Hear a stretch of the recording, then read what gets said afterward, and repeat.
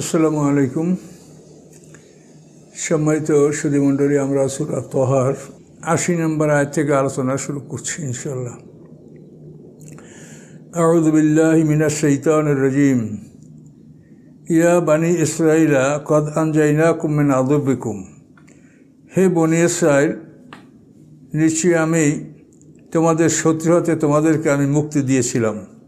তোমাদের শত্রু ছিল ফেরাউন থেকে আল্লাহ বনি ইসরাঈলকে মুক্তি দিয়েছেন। লোহিত সাগর পাড়ি দিয়ে বনি ইসরাঈলরা তাদের পিতৃভূমিতে সিরিয়ায় তারা চলে এসেছিলেন। ওয়াদনাকুম জানেবা তুরুল আইমানে, এবং তুর পাহাড়ের ডান প্রান্তে তোমাদের থেকে আমি প্রতিশ্রুতি নিয়েছিলাম, অর্থাৎ মুসা আলাইহিস সালামকে নবুয়ত দান করা, এটি হলো প্রতিশ্রুতি। তুর পাহাড়ের ডান প্রান্ত হতে তোমাদের জন্য আমি প্রতিশ্রুতি গ্রহণ করেছিলাম। ও নাযালনা আলাইকুম মান্না সালওয়া, তোমাদের পরে মান্না এবং সালওয়া নামক খাবার, জান্নাতি খাদ্য তোমাদের জন্য আমি মঞ্জুর করেছিলাম, যা তোমরা হিজরত করার পরে তীরপ্রান্তরে এই খাদ্য তোমাদের জন্য দেওয়া হয়েছিল, যেটা কোরআনে বেশ কয়েকবারই উল্লেখ আছে। যে মান হলো পনির, বরফ জাতীয় একটা খাবার। ওরা যেখানে থাকতো 1 মাইল ব্যাপী, 1 বর্গমাইল ব্যাপী এই খাবারটা পনির জাতীয় খাবার, বরফ জাতীয় খাবার, গাছের পাতায় ডালে পড়তো, ওরা ওখান থেকে সংগ্রহ করতো। আর সালা হলো এক ধরনের পাখি, বাটের পাখি। এই পাখিগুলি ওখানে এসে পড়তো, তারা নড়তো না, ওরা যা প্রয়োজন তাই ওরা ধরে নিয়ে যাইত। তো প্রত্যেক দিনই একদিনের খাবার নেওয়ার জন্য তারা পয়গম্বরের পক্ষ থেকে, আল্লাহর পক্ষ থেকে আদিষ্ট ছিল। তো শুধুমাত্র শুক্রবার দিন বলা হয়েছিল যে শুক্রবার দিন তোমরা 2 দিনের খাবার সংগ্রহ করবে, যেহেতু শনিবার তোমাদের সপ্তাহের ছুটির দিন, ওই দিন তোমাদের খাবার আসবে না। এই নিয়মে আল্লাহ তাআলা তাদের জন্য তীরপ্রান্তরে খাদ্যের ব্যবস্থা করেছিলেন। যেহেতু 6,37,000 মানুষ হিজরত করেছে, হিজরত করা মানুষরা তো খুব বেশি কিছু আসবাবপত্র সাথে নিয়ে আসতে পারে না, তাদের বাড়িঘরের তাঁবু বা অন্য আসবাবপত্র, খাদ্য। তো আল্লাহ তাআলা বনি ইসরাঈলদেরকে এভাবে জান্নাতি খাবার আল্লাহ তাআলা তাদের জন্য প্রেরণ করেছিলেন, যাতে তাদের কষ্ট না হয়। এবং সেখানে তাদের জন্য পানির ব্যবস্থা করা হয়েছিল, মেঘের মাধ্যমে ছায়ার ব্যবস্থা করা হয়েছিল। সব সুবিধা সুযোগ তাদেরকে আল্লাহ তাআলা দান করেছিলেন। আংশিক এখানে উল্লেখ করেছেন। আল্লাহ বলেন, কুলু মিন তাইয়্যিবাতি মা রাযাকনাকুম, তোমাদেরকে আমি যে জীবিকা দান করছি, এই পবিত্র জীবিকা, এ হতে তোমরা ভক্ষণ করো, খাও। ওয়ালা তাতগাউ ফীহি, কিন্তু এর মধ্যে তোমরা সীমা লঙ্ঘন করো না। সীমা লঙ্ঘন মানে তোমাদেরকে যেভাবে বলা হয়েছে সেভাবে তোমরা নাও। একদিনে তোমাদের কি খাবার লাগবে সেই পরিমাণে পাখি নাও, সেই পরিমাণে পনির নাও, খাদ্য জমা করবে না। একদিনের খাদ্য নিয়ে সেদিন খেয়ে ফেলবে, আর শুক্রবার খালি 2 দিনের খাদ্য নেবে। আল্লাহ বলেন, ফায়াহাল্লা আলাইকুম গাযাবি, যদি তোমরা এই খাদ্যের ব্যাপারে সীমা লঙ্ঘন করো, তাহলে আমার গোস্বা তোমাদের উপর উন্মুক্ত হবে, আমি তোমাদের উপর রাগ করব। আল্লাহর গোস্বা যদি উন্মুক্ত হয়, এটা খুব মারাত্মক কথা। ওমা ইয়াহলা আলাই গাযাবি, আমার রাগ, আমার গোস্বা, আমার অসন্তুষ্টি যদি কার উপরে উন্মুক্ত হয়, ফাকাদ হাওয়া, তাহলে নিশ্চয়ই সে ধ্বংস হবে। ওয়াইন্নিলা গাফফারুন লিমান তাবা, এবং নিশ্চয়ই আমি ক্ষমাশীল ওই ব্যক্তিদের জন্য যারা ফিরে আসার পরে আবার ঈমান আনে ও আমেলা সালেহান, সৎকর্ম সম্পাদন করে, সুম্মা ইহতাদা, তারপরে তারা সৎপথে প্রতিষ্ঠিত থাকে। এরকম যারা করে, আল্লাহ বলেন, তাদের আমি তওবাও কবুল করে থাকি। তো মুসা আলাইহিস সালাম 30 বছর মিশরে ছিলেন নবুয়ত লাভ করার পরে। তো এই 30 বছর মুসা আলাইহিস সালামকে মিশরে তাওরাত কিতাব দান করা হয়নি। তার কারণ আল্লাহর সুন্নাত হলো, একজন পয়গম্বরকে একটা রাষ্ট্রীয় ক্ষমতা দান করার পূর্বে তার উপরে আহকাম নাজেল করেন না। তো তাওরাত ছিল আহকাম সম্বলিত কিতাব। তো মিশরের ক্ষমতা ছিল ফেরাউনের হাতে। এখন যদি মুসা আলাইহিস সালামকে ওখানে তাওরাত দেওয়া হয়, তো কোনো ক্রমেই মুসা আলাইহিস সালাম এই তাওরাত সেখানে বাস্তবায়িত করতে পারবেন না। এই জন্য মুসা আলাইহিস সালাম 30 বছর মিশরে ছিলেন। এই 30 বছরে মুসা আলাইহিস সালামকে আল্লাহ তাআলা মোজেজাগুলি দিয়েছেন। একে একে 9টা মোজেজা দান করা হয়েছে, যা দেখে তারা ঈমান আনতে পারত। এরপরে মুসা আলাইহিস সালাম যখন সিরিয়ার ভূমি, যেটা ইব্রাহিম আলাইহিস সালাম থেকে আরম্ভ করে সবসময় বনী ইসরায়েলদের দখলই এই অঞ্চলটা ছিল, এটা তাদের বাপদাদার মানে পৈতৃক ভূমি। তো এখানে মুসা আলাইহিস সালাম যখন গেলেন তখন তিনি নিরাপদে সেখানে দিন প্রচার করতে পারবেন, দিন প্রতিষ্ঠিত করতে পারবেন। এখানে হিজরত করার পরেই তাদেরকে বিভিন্ন অঞ্চলে যুদ্ধ করা, দিন প্রতিষ্ঠা করা, তওরাত কিতাব অবতীর্ণ হওয়া, এই সব কিছু তাদের উপরে এই দায়িত্ব এসেছে। মিশর সিরিয়া অঞ্চল সবই তারা দখল করেছিল বনী ইসরায়েলরা। তো এই কথাগুলি আল্লাহ বলছেন যে ওখানে সিরিয়া অঞ্চলে এই হেব্রন শহরে যেখানে আমাদের আদি পিতা হযরত ইব্রাহিম আলাইহিস সালামের বাড়ি ছিল, বসবাস করছেন ওই অঞ্চলে। তো ওখানে একটা প্রান্তর, মুসা আলাইহিস সালাম যে প্রান্তরে মানে তার লোকজন নিয়ে অবস্থান করে, যেটা প্রান্তর নামে অবহিত। তো ওখানে অবস্থানকালে আল্লাহ তাআলা মুসা আলাইহিস সালামকে বললেন যে তুমি তওরাত কিতাব গ্রহণ করার জন্য তুর পাহাড়ে চলে আসো। এখন ওইখানে পার্শ্ববর্তী কোনো পাহাড়, এখন পাহাড় মানেই তুর, পাহাড়কে আরবিতে তুর বলা হয়। তো মুসা আলাইহিস সালামকে নিকটতম কোনো একটা পাহাড়ে ডাকা হয়েছিল। আল্লাহ তাকে ডেকেছিলেন যে তুমি তোমার 70 জন সাথী নিয়েই তুমি আমার কাছে আসো। কিন্তু মুসা আলাইহিস সালাম তাদেরকে রওনা করতে বললেন এবং নিজে একটু দ্রুত তাদেরকে ফেলে আগে চলে আসলেন। ওই 70 জন সাথী মুসা আলাইহিস সালামের সাথে আসছিল না, একাই তিনি নির্ধারিত জায়গায় পাহাড়ে উপস্থিত হলেন এবং আল্লাহ তাআলা তখন ডাক দিলেন, অমা আজালাকা আন কওমিকা ইয়া মুসা, হে মুসা, তোমার জাতি হতে তোমাকে এখানে দ্রুত এখানে তোমাকে নিয়ে আসলো কে? তোমার জাতির সঙ্গী সাথীদেরকে ত্যাগ করে কোন বস্তু তোমাকে এখানে দ্রুত নিয়ে আসলো? তুমি দ্রুত চলে আসলে কেন তাদেরকে রেখে?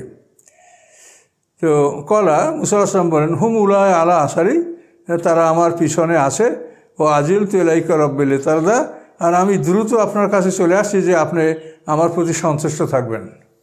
আল্লাহর সাথে দ্বিধার, আল্লাহর সাথে কথা, আল্লাহর পক্ষ থেকে কোনো কিছু লাভ করা, এটা একটা বড় নেয়ামত। এই নেয়ামত পাওয়ার জন্য মুসা আলাইহিস সালাম ওই জাতির লোকজনকে রেখে দ্রুত চলে আসছিলেন এবং এই লোকগুলি পরে আর মুসা আলাইহিস সালামের সাথে মিলিত হয়নি।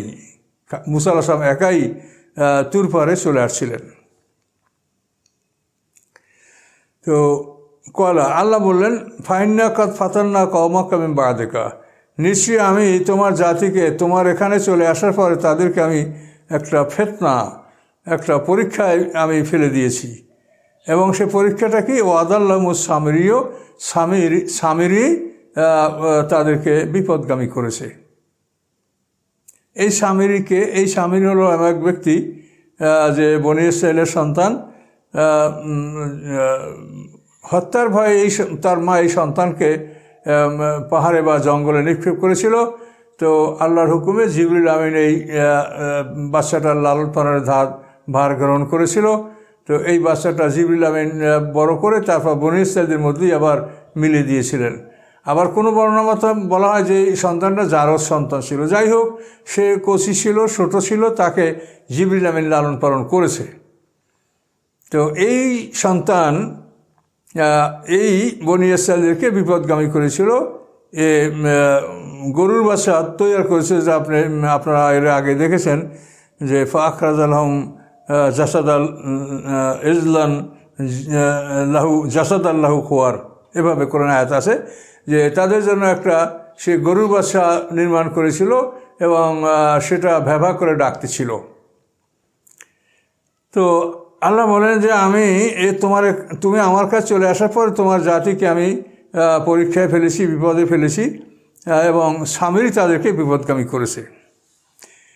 এই ঘটনাটা খুব বিস্তারিত ঘটনা, এটা আমরা বিভিন্ন সময় আলোচনা করেছি যে মুসা আলাইহিস সালাম লোহিত সাগর পাড়ি দিয়া যখন আসতেছিলেন তখন মুসা আলাইহিস সালামের মানে টাট্টু ঘোড়া এই নদীর পথে, নদীর রাস্তার মধ্যে নামতে চেয়েছিল না।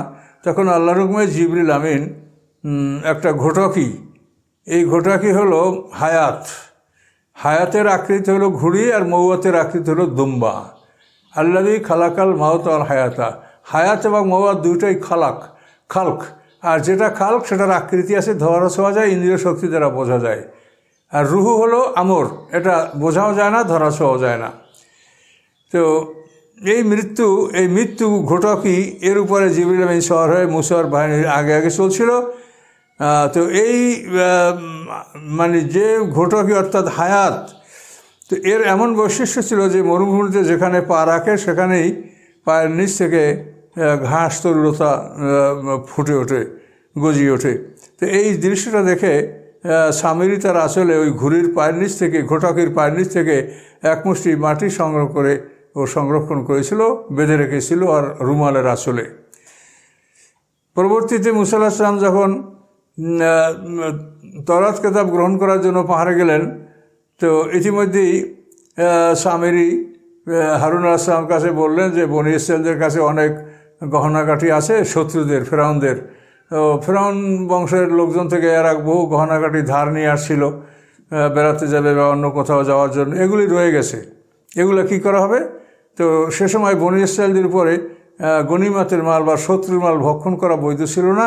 এটা একত্রিত করে তারা আগুনে জ্বালিয়ে দিত। তো হারুন আলাইহিস সালাম এই সম্পদগুলি একত্রিত করে জ্বালিয়ে দেওয়ার জন্য আদেশ দিয়েছিলেন।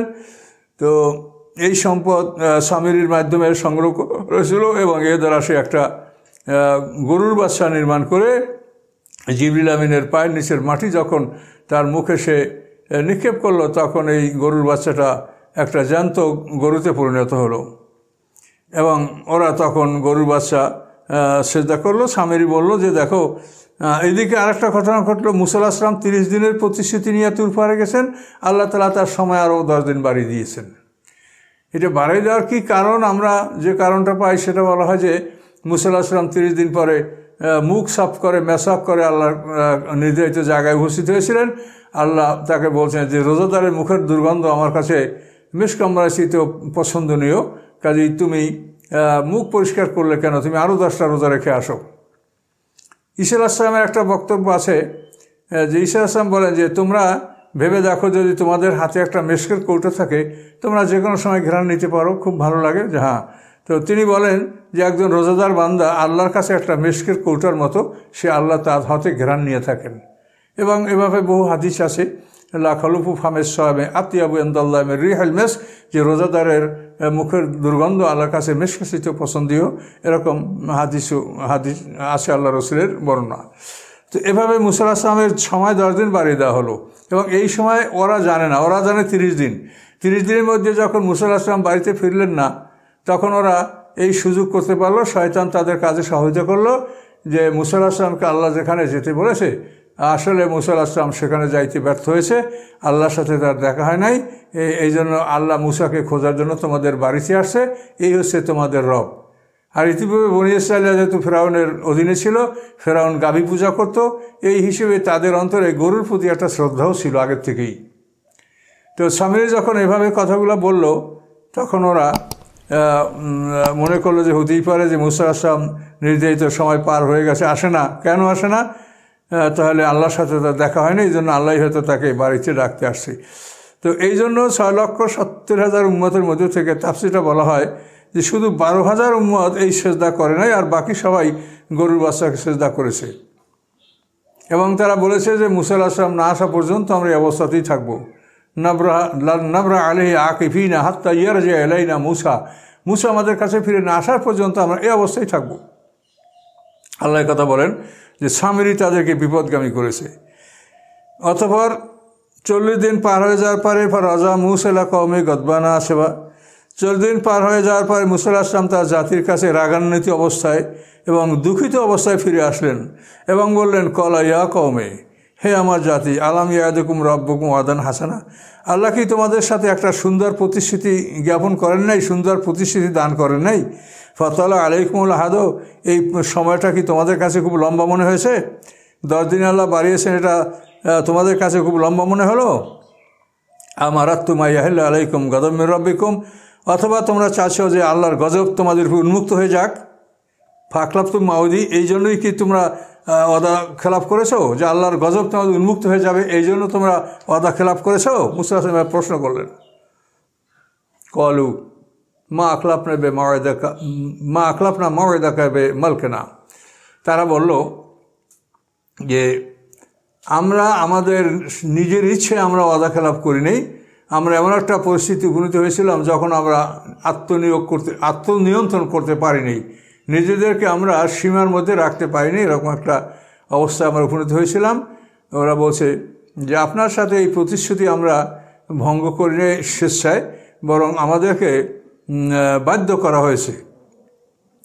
কিসে বাধ্য করা হয়েছে? আওজার আহমেদ জিনাতের কম, যে ওই কম অর্থাৎ ফেরাউন সম্প্রদায় যে অনেকগুলি গহনাগাটি হুলিয়া এটা আমাদের কাছে আমরা ধার হিসেবে নিয়ে এসেছিলাম, এগুলি আমাদের কাছে একটা বোঝাস্বরূপ ছিল।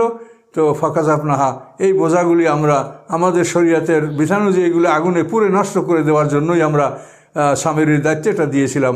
ফাকাজ আপনা, আমরা সকলে এটা আগুনে ফেলে দিয়া এটাকে পুড়ে ফেলবো, নষ্ট করবো, এটাই আমাদের উদ্দেশ্য ছিল। তো কাজালিক আলকাস সামিরি, এবং এভাবে আমাদের সাথে সামিরিও এই অলঙ্কারগুলি অগ্নিতে নিক্ষেপ করেছিল। সামিরি প্রধান, তার সাথে আমরা এই কাজটা করেছি। করে কি হলো? ফাকরাজ আলম এজদান, সামিরি তাদের জন্য একটা গরুর বাচ্চা বের করলো, থেকে একটা গরুর বাচ্চা নির্মাণ করলো, জাসাদান, যেটা একটা দেহ বিশিষ্ট গরুর বাচ্চা, লাহু খুয়ার, এবং সেটা হাম্বা হাম্বা করে ডাকতেছিল। একেবারে জ্যান্ত গরুর বাচ্চা। ওই জিবরিল আমিনের ঘটকের পায়ের নিচ থেকে মাটি নিয়ে যখন তার মুখে নিক্ষেপ করা হলো, তো গরুর বাচ্চাটা একেবারে জ্যান্ত গরুর বাচ্চার মতো হাম্বা হাম্বা করে ডাকতে লাগলো। ফখলু, তখন এই সামিরি এবং তার সাথীরা এরা সবাই বলতে লাগলো কি, হাজ এলাহকুম এলাহ মুসা, এই হচ্ছে তোমাদের মাবুদ এবং মুসা আলাইহিস সালামের মাবুদ। মুসার ইলাহ, এই মুসার সাথে ইলাহর সাথে দেখা হয় নাই, এই জন্য হয়তো বা মুসা আলাইহিস সালাম পথ ভুলে নির্ধারিত জায়গায় যেতে পারে নাই, এই জন্য মুসার ইলাহ তাকে বাড়িতে খুঁজতে আসে। তো তোমাদের ইলাহকে তোমরা এখন বাড়িতে পেয়েছো, তাকে সেজদা করো।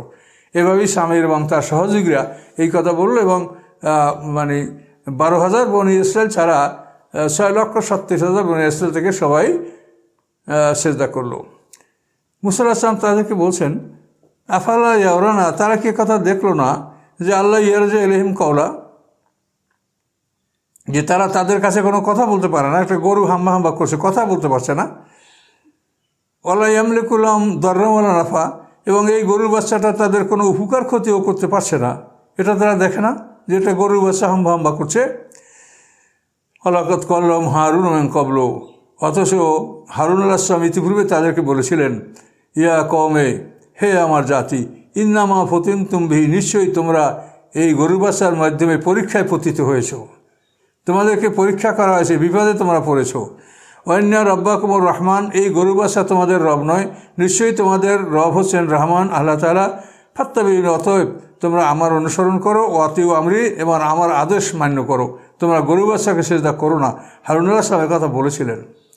তখন তারা বলল, লান নাবরা আলাইহি আকিফিনা, আমরা গরুর বাচ্চার ইবাদতেই রত থাকবো, হাত্তা ইয়ারজা ইলাইনা মুসা, যতক্ষণ না মুসা আমাদের কাছে ফিরে আসে। কলা ইয়া হারুন, এরপর মুসা আলাইহিস সালাম আসলেন, এসে তার বড় ভাই হারুন আলাইহিস সালামকে বললেন, 4 বছরের বড় ছিল হারুন আলাইহিস সালাম। কলা ইয়া হারুন মানাকা ইজ রাইতাম দাল্লু, হারুন তোমার কি হয়েছে, কোন জিনিস তোমাকে বাধা দিল, যখন তুমি দেখলে যে তারা বিপদগামী হয়েছে, তুমি আমার অনুসরণ কেন করলে না? আল্লাহ তাত্তাবিআনি, তুমি আমার অনুসরণ করলে না, তুমি আমার কাছে চলে আসতে, অথবা আমার বিধানগুলি যেটা আমি তোমাদেরকে বলেছি সেই বিধানগুলি, সেই নিয়ম তুমি কেন অনুসরণ করলে না? আফাসাইতা আমরি, তুমি কি আমার আদেশ লঙ্ঘন করলে? এভাবে মুসা আলাইহিস সালাম ভাই হারুন আলাইহিস সালামের উপরে মানে এক্সপ্লাংশন করলেন, চার্জ করলেন। কলা ইয়া ইবনা উম্মি, তখন হারুন আলাইহিস সালাম, হে আমার মায়ের বেটা, মানে কথাটা যে সে রাগ করেছে, মুসা আলাইহিস সালাম তার এই গোসাটা দূর করার জন্য এমন সম্পর্ক উত্থাপন করে কথাটা বললেন যাতে মুসার মনে একটা দয়া সৃষ্টি হয়, দয়ার উদ্রেক হয়। এই জন্য, হে আমার মায়ের বেটা, লা তাকুজ বি লিসিয়াতি ওয়ালা বেরাসি, তুমি আমার দাড়ি এবং চুল ধরো না। মুসা আলাইহিস সালাম বাম হাত থেকে মাথার চুলের মুঠি এবং ডান হাত থেকে হারুন আলাইহিস সালামের দাড়ি, দুই হাতে দাড়ি এবং চুল ধরেছিলেন।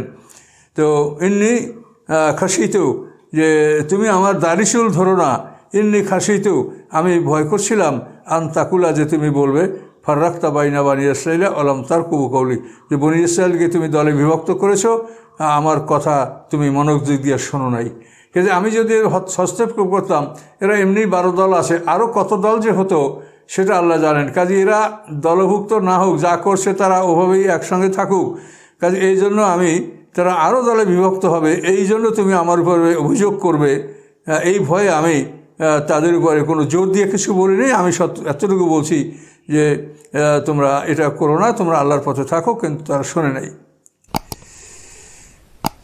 তো অলম তারকুবু কৌলি, হারুন আসলাম বলেন যে তুমি বলবা যে আমার কথায় তুমি মনোযোগ দাও নাই, এরা আবার দলে দলে বিভক্ত হলো কেন? যে দলে বিভক্ত হওয়াটা যে কত বড় কঠিন এটা দেখেন, যে কত বড় খারাপ কাজ। এই ভয়তে হারুন আসলাম তাদের উপরে কোনো জোর দিয়ে কোনো কিছু বলেননি। এরপরে মুসা আসলাম হারুন আসলামকে ছেড়ে দিলেন। এবার বললেন কলা ফামা খাতপু কইয়া সামিরি। তখন বলল সামিরি, তোমার কি অবস্থা বলো, তোমার কি খবর বলো। কলা সামিরি বলল বাসার তু বেমাল আমি সুরুভি, আমি এমন কিছু দেখেছি যা অন্য কেউ দেখে নাই। অর্থাৎ জিবরিল আমিন একটা ঘোটাকুবের সওয়ার ছিল, ওটা যেখানে পা মারে সেখানে পায়ের নিচ থেকে মরুভূমিতে ঘাস জ্বালিয়ে যায়। এটা আমি এমন কিছু দেখেছি যা ওরা কেউ দেখে নাই। কাবাস্তু কবজাতমিন আসারের রাসুল, এই রাসুলের পায়ের নিচ থেকে আমি এক মুষ্টি মাটি সংগ্রহ করেছিলাম। জিবরিল আমিনকে রাসুল বলা হয় যেহেতু তিনি সংবাদ নিয়ে আসেন নবীদের কাছে, সমস্ত নবীদের কাছে জিবরিল আমিন ওহি নিয়ে আসছেন। তো সামিরি বলল যে আমি জিবরিল আমিন রাসুল, এই রাসুলের সওয়ারির পায়ের নিচ থেকে আমি মাটি সংগ্রহ করেছিলাম। নাবাস্তুহা, এবং ওই মাটি আমি আমার গরু বাচ্চার মুখে আমি নিক্ষেপ করেছিলাম। কাজালিকা সাবরাতি নাফসি, আমার মন আমাকে এই কাজ করতে উৎসাহিত করেছে। আমার মনের অর্থাৎ শয়তান তো ভিতরে আছি, যে আমার মন আমাকে এই কাজ করতে উৎসাহিত করেছে, এই জন্য আমি এই কাজ করেছি। কলা মুসা আসলাম ফাজহাব, যাও, ফাইনালা কাফিলায় তান্তাকুলা মেসাজ, দুনিয়ায় তোমার শাস্তি হলো যে তুমি বলবে আমাকে স্পর্শ করো না, আমাকে ছুঁয়ো না, আমাকে ছুঁয়ো না। অর্থাৎ স্বামীরই যদি কাউকে স্পর্শ করতো তো স্বামীর গায়েও জ্বর উঠে যেত, আর যাকে স্পর্শ করবে তার গায়েও জ্বর উঠে যেত। এই জন্য স্বামীরই মানুষ দেখলেই বলতে ভাই ভাই দূরে থাকো, আমার থেকে দূরে থাকো, আমাকেও বিপদে ফেলো না, তুমিও বিপদে পড়ো না। এই ভেবে তার একটা বিচ্ছিন্ন জীবন পৃথিবীর বুকে আল্লাহ তাআলা এটা তার জন্য এই শাস্তির ব্যবস্থা করলেন। বিচ্ছিন্ন জীবন, কোনো মানুষ তাকে স্পর্শ করতে পারবে না, সেও কাউকে স্পর্শ করতে পারবে না। এই জন্য স্বামীর লোক দেখতেই বলতে লামেশাস লামেশাস, আমাকে ছুঁয়ো না, আমাকে ছুঁয়ো না। এটা হলো দুনিয়ার শাস্তি।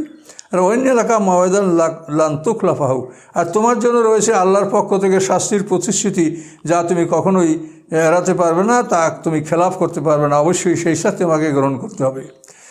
আর অনজুর এলাকাল্লাযী জলতা আলাইহি আখিবা, এবং তুমি দেখো তোমার মাবুদের দিক, যে মাবুদ তোমার গরু বাচ্চাকে ইলাহ নির্বাচন করেছিলে, উপাস্য নির্মাণ করেছিলে, দেখো আল্লাযী জলতা আলাইহি আখিবা, তুমি যার ইবাদতে রত হয়েছিলে, যার ইবাদত তুমি করছিলে, তোমার জাতি করছিল, আমি কি করছি দেখো, লা নুহাররিকান্নাহু, আমি তাকে জ্বালাইয়ে দিচ্ছি। প্রথমে মুসা আলাইহিস সালাম এই গরু বাচ্চাটাকে জবে করলেন, জবে করে পরে ওটাকে পোড়ায় দিলেন। জ্যান্ত বস্তু পোড়ানো এটা শরিয়াতে নিষেধ। এই জন্য মুসা আলাইহিস সালাম প্রথমে বাচ্চাটাকে জবে করলেন, জবে করার পরে এই বাচ্চাটাকে আগুনে পোড়ালেন, পোড়াই একেবারে ছাইতে পরিণত করলেন, ডাস ছাই। সুম্মা লা নানসিবান্না ফিল ইয়াম্মি নাসফা, এরপরে আমি তাকে নদীর মধ্যে বিক্ষিপ্ত করে ছেড়ে দেব। এই ছাইগুলি নদীতে ফেলে দেওয়া হয়েছিল। তাফসীরে বলা আছে যে বনী ইসরাঈল এমন আসক্ত হয়েছিল যে যখন এই গরু বাচ্চা ছাই করে নদীতে ফেলা হয়েছিল, তখন অনেকেই ওইখান থেকে তারা পানি পান করেছিল, এবং ওইখানে যারা পানি পান করেছে তাদের আকৃতি আল্লাহ তাআলা লাল বর্ণের করে দিয়েছিলেন। এভাবে একটা বর্ণনা আছে, কতখানি সত্য আমরা বলতে পারবো না, কিন্তু দৃশ্যটা দেখা যায় যে ইহুদি সম্প্রদায়েরা লাল বর্ণের আর খ্রিস্টান সম্প্রদায়েরা সাদা, এতটুকু ব্যবধান আমরা বাস্তবে দেখি। তো মুসা আলাইহিস সালাম বললেন ইন্নামা ইলাহুকুমুল্লাযী লা ইলাহা ইল্লাহু, নিশ্চয়ই তোমাদের ইলাহ হচ্ছেন ওই ইলাহ যিনি ছাড়া কোনো উপাস্য নাই, তিনি একমাত্র আল্লাহ, আল্লাহ ছাড়া কোনো মাবুদ নাই, তিনি তোমাদের ইলাহ। ওয়াসি'a কুল্লা শাইইন ইলমা, সমস্ত বিষয় তার জ্ঞান দ্বারা তিনি পরিবেষ্টিত করে রেখেছেন। তার জ্ঞানের বাইরে পৃথিবী আসমান জমির ভিতরে বাইরে কোথাও আল্লাহর জ্ঞানের বাইরে কোনো বস্তু নাই, তার জ্ঞান দ্বারা তিনি সব কিছু পরিবেষ্টিত করে রেখেছেন। কাযালিকা নাকুসু আলাইকা মিন আনবাই মা ক্বাদ সাবাক, আল্লাহ বলেন হে রাসূল, এইভাবেই আপনাকে পূর্ববর্তীদের ইতিহাস যেটা অতীত হয়ে গেছে এই কেচ্ছাগুলি আপনাকে আমি বর্ণনা করে শোনাই দিলাম কোরআনের মাধ্যমে। ওয়াকাদ আতাইনাকা মিন লাদুন্না যিকরা, এবং নিশ্চয়ই আমি আমার পক্ষ থেকে আপনাকে উপদেশ দান করেছি। এই উপদেশ কোরআন, এই কোরআনের মাধ্যমে মুসা আলাইহিস সালামের আজ থেকে হাজার হাজার বছর আগে 3000 বছরের ঊর্ধ্বের এই ঘটনা, এগুলি আমরা মুসা আলাইহিস সালামের জীবন বৃত্তান্ত, বনী ইসরাইলের ইতিহাস আল্লাহ কোরআনের মাধ্যমে আমাদেরকে জানালেন। তাই আল্লাহ বলেন যে আমি এই ঘটনাগুলি কোরআনের মাধ্যমে তোমাকে আমি জানিয়ে দিচ্ছি। ওয়াকাদ আতাইনাকা মিন লাদুন্না যিকরা, এবং আমি আমার পক্ষ থেকে তোমাকে আমি উপদেশ দান করছি। এই যিকরা মানে কোরআন, আমি তোমাকে হে মুহাম্মদ সাল্লাল্লাহু আলাইহি ওয়াসাল্লাম কোরআন দান করেছি। মান আ'রাদা আনহু, যে এই কোরআন থেকে ফিরে থাকবে, ফাইন্নাহু ইয়াহমিলু ইয়াওমাল কিয়ামাতি ভিজরা, নিশ্চয়ই সে কিয়ামতের দিন কঠিন বোঝা সে বহন করবে, শাস্তির বোঝা, একের পর এক নানাবিধ শাস্তির বোঝা তাকে বহন করতে হবে কোরআন থেকে যারা ফিরে থাকবে। এখন কোরআন থেকে ফিরে থাকার মানে কোরআনের একটা আয়াত যদি আপনি প্রচার করতে বাকি রাখেন, বা একটা আয়াত যদি আপনি মান্য করতে বাকি থাকেন, তাহলে সমস্ত প্রচার, সমস্ত ঈমান এটা বরবাদ হবে। এইটা একটা বড় ব্যাপার যে মোমেন হওয়ার জন্য সমস্ত কোরআন মানতে হবে। এই কথাটা আমরা আলেমরা এটা মনে হয় যে খুব আমলে আনছি না। এটা মুখে বললেও আমাদের আমলে এটা প্রমাণ হয় না যে আমরা আসলে কোরআনের প্রত্যেকটা আয়াত মানি। আর প্রত্যেকটা আয়াত মানলেই তখন আমরা সকল মোমেন ঐক্যবদ্ধ হতে বাধ্য হব। ঐক্যের জন্য আমাদের কিন্তু অন্য কিছু আর প্রয়োজন হবে না। কোরআনের সব আয়াতগুলি মানলেই আমরা ঐক্যবদ্ধ হতে বাধ্য থাকব। খালিদিনা ফিহা, এই কঠিন বোঝা, শাস্তির বোঝা বহন করবে, অবস্থায় তারা অনন্তকাল জাহান্নামে থাকবে। ওয়াসআলহুম ইয়াওমাল কিয়ামাতি হিমলা, এবং তাদের জন্য কিয়ামতের দিন এই বোঝা বহন, এই বোঝা হবে অতি নিকৃষ্ট বোঝা। গলায় লোহার বেরি পরাই দেওয়া হবে, বুকে কিবরিত পাথর গলায় ঝুলিয়ে দেওয়া হবে, গন্ধক পাথর, সেই পাথরে আগুন ধরিয়ে দেওয়া হবে। মুখ থেকে লোহার শিকল ঢুকে মলদার থেকে বের করে তাতে আবদ্ধ করা হবে। এই যে ভীষণ ভীষণ অবস্থা, আলকাতরা জামা পরানো হবে। তো আল্লাহ বলেন কিয়ামতের দিন তাদের এই সিদ্ধান্ত হবে, তাদের উপর এই ফয়সালা আল্লাহ ঘোষণা করবেন। তাদের এই বোঝা, অতি নিকৃষ্ট বোঝা, তাদের শাস্তির বোঝা তাদেরকে বহন করতে হবে। ওয়াইয়াউমা ইউনফাখু ফিস-সূর, আল্লাহ বলেন সেদিন আমি সিংহা বাজাবো। সিংহা বাজানো হবে, অর্থাৎ ইসরাফিল আলাইহিস সালাম এই দায়িত্বে আছেন, সিংহা মুখে নিতে দাঁড়িয়ে আছেন, আল্লাহর হুকুম পেলেই তিনি ফুঁক মারবেন। তো আল্লাহ বলেন সেদিন এই বিউগল, এই সিংহা বাঁশি বাজানো হবে, সুরে ফুঁক মারা হবে। ও নাহশুরুল মুজরিমিনা ইয়াওমাইযিন যুরকা, এবং সেই দিন মুজরিমদেরকে আমি এমন উঠাবো যে তারা মানে নীলবর্ণ, তাদের চক্ষুগুলি নীলবর্ণ, মানে কঠিন পরিশ্রমে, কঠিন দুঃখ দুর্দশার কারণে তাদের চক্ষুগুলি নীল চক্ষু। এই নীলবর্ণের চক্ষু নিয়ে তারা হাসরের ময়দানে উঠবে। ইয়াতাখাফাতুনা বাইনহুম, তারা নিজেরা আপোষে কথা বলবে, ইল্লা বিস্তুম ইল্লা আশারা, তোমরা 10 দিনের বেশি পৃথিবীতে থাকো নাই। আপোষের কথা বলা বলি করবে যে তোমরা 10 দিনের বেশি পৃথিবীতে থাকো নাই। আল্লাহ বলেন নাহলু আলামু বিমা ইয়াকুলুন, আমি ভালো জানি যা তারা বলে। এজ ইয়াকুলু আমসালহুম তরিকাতান, যখন তাদের মধ্যে জ্ঞানীরা বলবে ইল্লা বিস্তুম ইল্লা ইয়াওমা, যে তোমরা 10 দিন না, বরং তোমরা 1 দিনের বেশি পৃথিবীতে অবস্থান করো নাই। কাজে পৃথিবীতে 1 দিন অবস্থান করার মানে হলো মানে 100 বছর, 125 বছর বাঁচলে তাহলে 1 দিন পরকালের তুলনায় 1 দিন হয়। যেহেতু পরকালের একটা দিন হলো 1000 বছরের সমান, তো পৃথিবীতে 1000 বছর বেঁচে থাকলে পরকালের 1 দিন বেঁচে থাকা হয়। তো 500 বছরে 12 ঘন্টা, 250 বছরে 6 ঘন্টা, 1600 বছরে 3 ঘন্টা। তো এখন এই জন্য আমরা যদি 1600 বছর পিছিয়ে বাঁচি তাহলে পরকালের 3 ঘন্টা হয়, আর 65.5 বছরে হবে 1.5 ঘন্টা। তো এই জন্য তাদের মধ্যে যারা জ্ঞানী তারা বলবে তোমরা তো হয়তো বা 1 দিন ছিলে, তো 1 দিন থাকার মানে তো 1000 বছর। এবং সেই রকম হায়াতে তো এই আদম আলাইহিস সালাম, নূহ আলাইহিস সালাম সহ ওই যুগের কিছু লোকে পেয়েছে, কিন্তু আমাদের তো 1 দিন ভাগ্যে জোটছে না, 1 দিন না, আধা দিনও না। মানে আমরা মানে 1600 বছর বাঁচলে 3 ঘন্টা, 62.5 বছর বাঁচলে 1.5 ঘন্টা। আপনি এটা হিসাব করেই নিয়ে নিতে পারেন যে 1000 বছরের সমান 1 দিন। তাহলে 1000 বছর দুনিয়া থেকেও বেঁচে থাকলে পরকালে সে 1 দিন বেঁচে থাকলো। তো এখানে জ্ঞানীরা বলবে যে হয়তো বা তোমরা 1 দিন থেকেছো, কিন্তু আসলে 1 দিনও না। আর এখানে এই যে 1 দিন তারা বললো, এ কথাটা যদি এমন হয় যে পৃথিবীর জীবন এবং বরজাক এটা মিলিয়ে যদি বলেন তারা, তাহলে এটা 1 দিন ঠিকই আছে।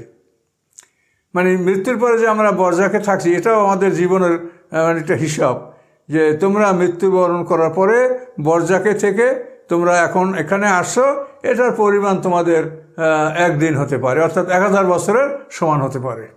এখন আমরা মারা গেলে বরজাকে কতদিন থাকবো, কতদিন পর পৃথিবী ধ্বংস হবে, তারপর তো আমরা হাসরের ময়দানে উঠব। তো এই হিসেবে বরজাক সহ যদি ধরা হয় তাহলে 1 দিন বা 10 দিন এর মাঝামাঝি কিছু একটা হবে। আর বরজাক যদি না ধরা হয় তাহলে তো হিসাব ওইটা যেটা আপনাদেরকে বললাম।